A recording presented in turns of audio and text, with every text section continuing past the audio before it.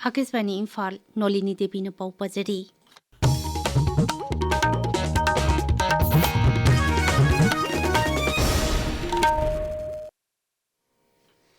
राज्य की directorate of consumer affairs food and public distribution सिंधुना राज्य की जिला तरा तरुक कोईना चत्तुना मियामदा OMSS की खुथांगदा सेंग योनगदौरी खोंगथांग असी हौजिक पोचैगी ममल हेंगलक्लिबा असी थिंगनबा अमदी मियामगी अवाबा खर मखै कोखन्नबगी पांदमदा पाइखटपनि हाइरी DIPR ने थोकपा चेरोल अमदा हाई अहानबा तांककी ओइना राज्य की जिला तरा तरुकता लेरिबा विधान सभा केंद्र खुदिंगमक्ता सेंग क्विंटल यांखै यांखैगी सांगदा फंगनगनी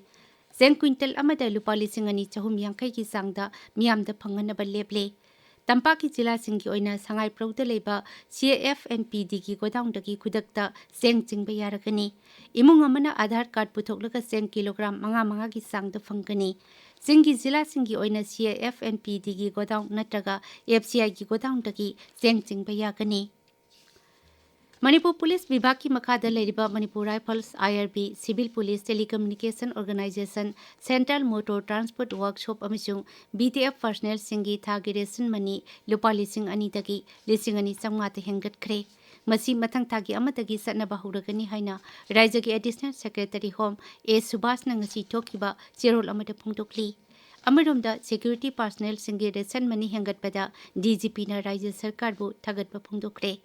खोंगथांग असिना राज्य की शांति रक्षा गांगनबा होटनबदा कथोक्तुना मथौ तौरिबा सिक्योरिटी पर्सनल सिंगी मोरल हेंगतहलगनी हाइना चेरोल अमद फोंदोरकली इंटरनली डिस्प्लेस पर्सन IDP सिंगी तोंगान तोंगानबा सिविल सोसाइटी ऑर्गेनाइजेशन सिंगी मिहुत चिंगना ngasi राज्यपाल अजय कुमार भला का उन्नतुना मकोइना थिंगनरिबा अवाबा खुदोंग चादबसिंग पाउदमख्रे मखोइना लंबी थोंग अमुक हन्न मसागी मयुम मयुमदा हंजिनदुना खुंदाबा मही मसिंग तंबा अना लायेंग अमसुंग युम कैसाबगी मतंगदा थिंगनरिबा खुदोंग चादबसिंगी मतंगदा राज्यपाल दा खंगनखी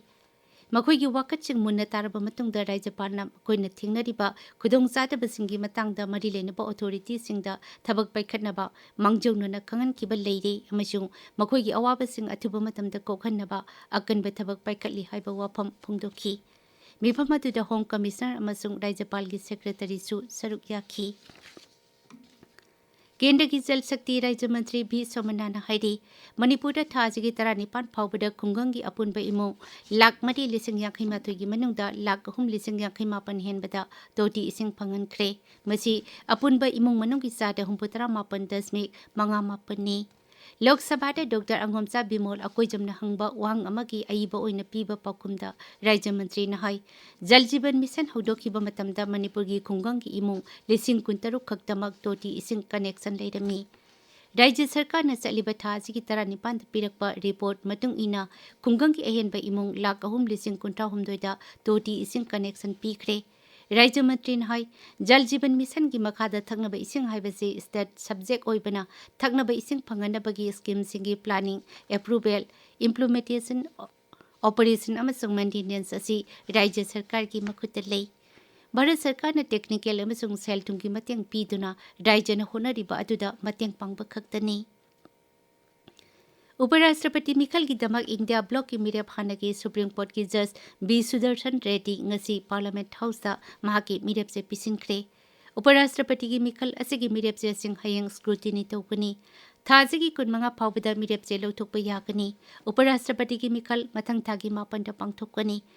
हंदकी असिना 13 सुबह उपराष्ट्रपति की मिखल ओइरगनी उपराष्ट्रपति असी लोकसभा अमसुंग राज्य सभा की सदस्य सिंह यावबा इलेक्टोरल कॉलेज अमन खनबनी नेशनल डेमोक्रेटिक अलायंस NDA की मिरेप CP राधाकृष्णन सु ngarang मिरेप से पिसिंखी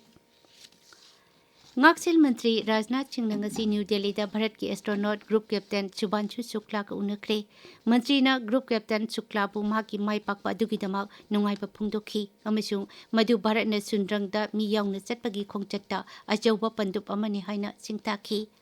रिपब्लिक ऑफ फिजी की प्रधानमंत्री सिबितोनी रबुका नुमित हुमनी की खोंगचट्टा नोंमाइजिंग नुमित भारत लाकतौरी वारोल अमदा मपान थौरम मंत्रालय नहाई खोंगचट अदुरा श्री रबुकाना निंगथौकाबा नुमित प्रधानमंत्री नरेंद्र मोदी का वरी सानगनी पाउलोइजरे